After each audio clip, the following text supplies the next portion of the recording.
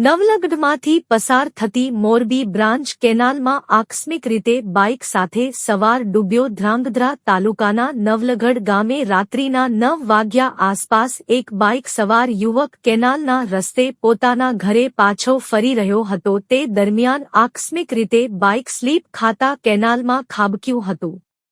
આજુબાજુના વાહન ચાલકોએ તત્કાલ નવલગઢ ગામજનો અને ધ્રાંગધ્રા ફાયર ટીમને જાણ કરી હતી, જેના પગલે નવલગઢ ગામના આગેવાનો તત્કાલ ઘટના સ્થળે પહોંચી યુવકની શોધખોળમાં લાગી ગયા હતા. ધ્રાંગધ્રા ફાયર સ્ટેશનના તરવૈયા દ્વારા ઘટના સ્થળે પહોંચી કેનાલમાં ડૂબી જનાર નવલગઢ ગામના જિગ્નેશ નામના યુવકનું બાઇક શોધી કાઢ્યું હતું, પણ લાંબા પ્રયત્નો છતાંય યુવકની ડેડબોડી મોડી રાત્રિ સુધી શોધી શકાઈ નહોતી.